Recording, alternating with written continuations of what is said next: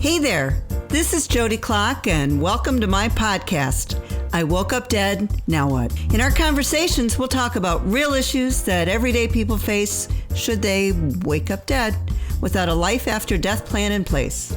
Join me as we explore the how-tos on preparing for you or your loved one's passing without breaking the bank. And let's not forget about those pets too. Now, don't you fall asleep.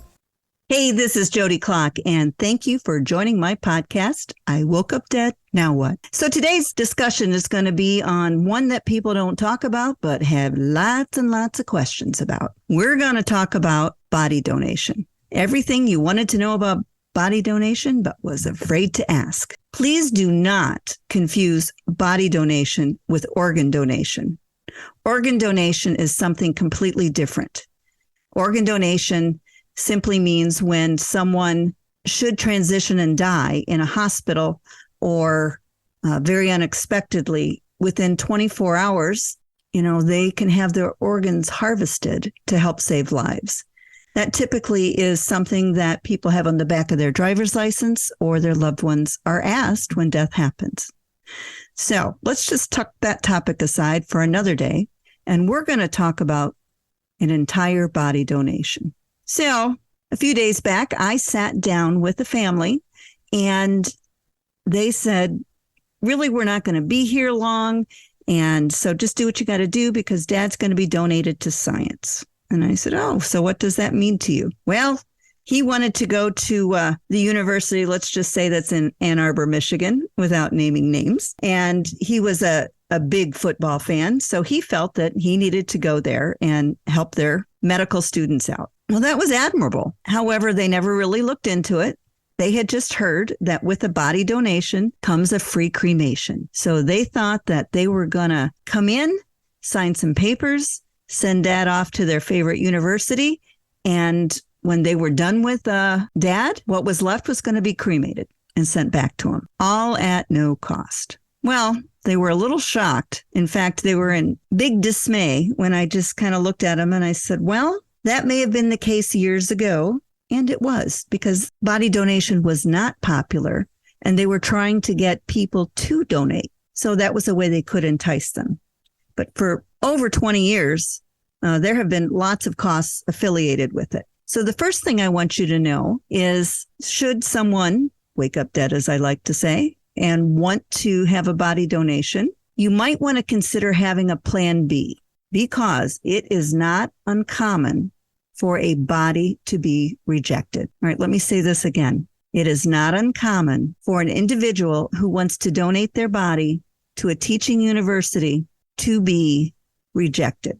There are 100 variables of the why. It can be morbid obesity. It could be infectious disease. It could be because they have a run on the bank and have too many bodies, or it could simply be yours doesn't qualify for what they need. So what do you do when that happens? You need a plan B. That plan B can be cremation. It can be burial, but you better have talked about it. So let's just make the assumption that they do want a body donation and they are going to accept your body. Well, the very first thing that has to happen is your local funeral home, not the teaching university, has to come and transport that body. This family thought that they could put their dad in the back of their van and just drive it directly. And I had to teach them about Uncle Sam, that there are laws against that. I mean, could you imagine Officer Friendly pulling over this individual and him trying to explain his situation? I mean, after all, people don't know what they don't know. Might have been well-intended, but he could have gotten into some deep kimchi. So I had to explain to him that only someone authorized to transport deceased bodies can do that. And so that would be your local funeral home or an agent that is supervised under the local funeral home and or a possible forensics team. Having said that, there's some costs affiliated. Someone has to get up in the middle of the night, interrupt their day. They have to make a removal. They have to store that individual respectfully until they are accepted. And there's a time for that body to be received at that teaching university. A death certificate has to be generated. And by the way, a burial transit permit has to be generated. That burial transit permit is proof that this is this individual, and he is allowed to be transported across state lines, but you can't leave home without it. No pun intended. So when that body gets to that teaching university, he could be there, or she could be there 6 months to a year. But once they're done utilizing that individual, what is left of their remains will be cremated and then sent back to the family or immediate next of kin. So all of that said, that price could actually end up more than what an actual cremation is. So what's the lesson? Have a plan B. People are more than happy to learn, and that's an admirable, honorable, in fact, a cool thing to do. But please know there is no immediate cremation that happens out of it, so that individual will be sent through the U.S. mail back home to you, and there will be associated costs.